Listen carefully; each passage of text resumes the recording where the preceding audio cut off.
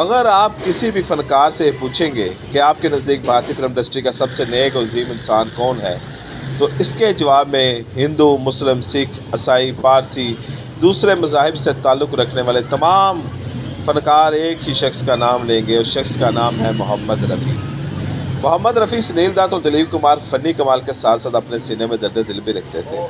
محمد رفیع کے پرستاروں میں بھارت کے سابق وزرائے اعظم پنڈت جواہر لال نہرو، اندرا گاندھی، لال بہادر شاستری، سابق صدر ڈاکٹر ذاکر حسین سمیت پوری اسٹیبلشمنٹ شامل رہی۔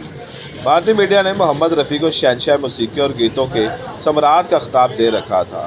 محمد رفیع کے فن کی وسعت تھی کہ انہیں 20ویں صدی کے تان سین مانے جانے والے استاد سلامت علی خان اور ایک عام انسان یکساں پسند کرتے تھے۔ محمد رفیع کا بچپن اور لڑکپن لاہور کے علاقہ بلال گنج، چومالہ اور بھاٹی گیٹ کے اندرونی علاقے میں گزرا۔ بعض بھارتی اخبارات اور میگزین کے مطابق محمد رفیع کی پیدائش بھارت کے شہر جلندھر کے ایک چھوٹے سے گاؤں کوٹرا سلطان میں ہوئی تھی۔ ایک ویڈیو کلپ میں محمد رفیع یہ بات خود بھی بیان کر رہے ہیں۔ ایک روایت کے مطابق محمد رفیع سیالکوٹ میں پیدا ہوئے۔ پیدائش کے وقت ان کی والدہ کوٹرا سلطان سے اپنے کسی عزیز کے ہاتھ سیالکوٹ آئی ہوئی تھی کہ محمد رفیع پیدا ہوئے۔ محمد رفیع کی جائے پیدائش کوٹرا سلطان ہو، سیالکوٹ ہو یا لاہور ہو، وہ ہم سب کے تھے، وہ ہمارے دلوں میں رہتے ہیں۔ ان کی نورانی، میٹھی اور جادوئی آواز ہمیشہ ہماری سماعتوں کو مہکاتی رہے گی۔ محمد رفیع کو متعارف کرانے کا سہرا موسیقار شیام سندر کے سر ہے، جنہوں نے لاہور میں ہونے والی ایک تقریب میں انہیں سنا اور بمبئی آنے کی دعوت دے ڈالی۔ شیام سندر نے محمد رفیع کو پہلے پنجابی فلم گل بروچ میں گوایا، جس کے بعد نشاد، پنڈت گوبند رام اور شیام سندر نے ان سے اردو فلموں کے لیے ابتدائی گیت گوائے۔ پھر ایک طویل جدوجہد کے بعد محمد رفیع شہنشاہ موسیقی اور گیتوں کے سمراٹ کہلائے۔ محمد رفیع نے اپنے کیریئر میں 3 نسلوں کے لیے گیت گائے۔ انہوں نے پرتھوی راج کپور کے لیے گایا، ان کے پوتے رشی کپور کے لیے بھی گایا۔ رفیع 55 سال 7 ماہ اور چند دن جیے۔ اگر وہ لمبی عمر پاتے تو یقیناً پرتھوی راج کے پڑپوتے رنبیر کپور کے لیے بھی گاتے۔ انہوں نے جن دوسرے ہیروز کے لیے گائے ان میں دلیپ کمار، دیوانند، گروتھ، شمی کپور، پردیپ کپور، سنجیو کپور، منجوم کمار، بڑے بڑے فنکار اس میں شامل ہیں۔ محمد رفیع نے شمی کپور کے لیے چاہے مجھے کوئی جنگلی گایا تو لگا شمی کپور گا رہے ہیں، اور جب سائلنٹ سمندر دلیپ کمار کے لیے گیت گایا آج پرانی راہوں سے کوئی مجھے آواز نہ دے، تو معلوم ہوا دلیپ صاحب ہی گا رہے ہیں۔ گزشتہ برسوں میں جب کبھی دلیپ صاحب سے بات چیت کا موقع ملا تو میں نے خاص طور پر رفیع صاحب کا تذکرہ ضرور چھیڑا۔ ان کے بارے میں دلیپ کمار نے جو کچھ کہا وہ آپ کی نظر ہے۔ رفیع صاحب سے میری گہری دوستی تھی، ہم لوگ کبھی کبھی ایک دوسرے کے گھر بھی آتے جاتے تھے۔ میں جب بھی ان کے یہاں جاتا وہ گھر کے ایک فن کی حیرت پوچھتے۔ ہمارے تعلقات ذاتی نوعیت کے تھے اور ہماری گفتگو بھی زیادہ تر غیر فلمی موضوعات پر ہوتی تھی۔ رفیع صاحب سے میری ملاقات فلمستان میں شہید کے سیٹ پر ہوئی تھی، جہاں وہ ایک کورس میں حصہ لینے آئے ہوئے تھے۔ یہ سرسری ملاقات تھی۔ دوسری ملاقات شوکو سین رضوی کی فلم جگنو کے سیٹ پر ہوئی، جو بھرپور ملاقات تھی۔ اس فلم کے لیے رفیع صاحب نے نور جہاں کے ساتھ مل کر مشہور گانا گایا، یہاں بدلہ وفا کا بے وفائی کے سوا کیا ہے، پردے پر نور جہاں کے ساتھ گایا تھا۔ یہاں سے رفیع صاحب اور میرا ساتھ شروع ہو گیا۔ شروع میں موسیقار حضرات میرے لیے مکیش اور طلعت محمود کی آوازیں استعمال کرتے رہے۔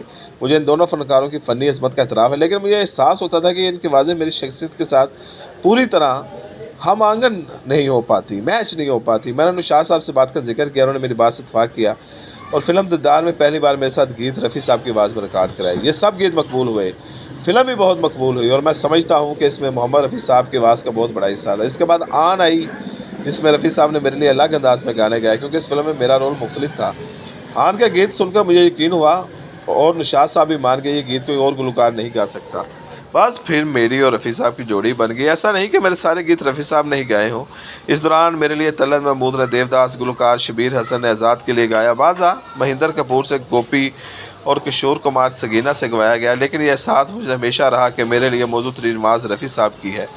ان کے اندر ایک کمال تھا، وہ میری اداکاری، میرے رول، میرے سٹائل کے ساتھ آواز بدلتے۔ مثلاً انہوں کو ڈولا میں ان کا انداز اور ہے، دل دیا درد لیا میں اور سٹائل ہے، لیڈر میں بالکل مختلف انداز اپنایا، اور پھر گنگا جمنا میں کردار کی مناسبت سے انہوں نے بالکل ہی اچھوتا انداز اختیار کیا تھا۔ رام اور شیام میں میرے 2 کردار تھے، دونوں کے لیے نشاد صاحب نے رفیع صاحب کی آواز استعمال کی تھی، لیکن آپ نے محسوس کیا ہوگا رام اور شیام کے لیے گانے گیتوں میں انہوں نے ایک فرق ملحوظ رکھا، اور یہ وہ مہارت تھی جو رفیع صاحب کا حصہ تھی۔ دلیپ صاحب نے پھر اس رات کو یاد کیا جب نشاد صاحب نے سارا بانو کو محمد رفیع کے انتقال کی خبر سنائی۔ دلیپ صاحب بتاتے ہیں کہ ان دنوں میری طبیعت کچھ خراب تھی، اس لیے سارا نے خبر مجھے نہ دی۔ میں صبح کو اٹھا اور دیکھا سارا کی آنکھیں سوجی ہوئی ہیں۔ معلوم ہوا کہ رات بھر روتی رہی ہیں، لاکھوں دلوں کو گرمانے والے اور اپنی مدر آواز سے زندگی کا رس ٹپکانے والا اپنی آرام گاہ میں روز قیامت تک کے لیے سو گیا تھا۔ رفیع صاحب کے ساتھ 30-32 سال کا ساتھ رہا، یادوں کا ایک طویل سلسلہ ہے جو چراغوں کی قطار کی طرح ذہن میں روشن ہے۔ اس کے ساتھ ہی دلیپ صاحب نے ایک ٹھنڈی آب بڑھتے ہوئے فراق کا یہ شعر پڑھا: اب تو یاد رفتگاہ کی ہمت نہیں رہی، یاروں نے کتنی دور بسائی ہیں بستیاں۔ محمد رفیع کے ہم عصر گلوکار اور گلوکاروں کی سوچ بڑی پروفیشنل تھی، کسی کو ایک پیسہ بھی نہیں چھوڑتے تھے، مگر ان کے برعکس محمد رفیع سخی اور دریا دل انسان تھے۔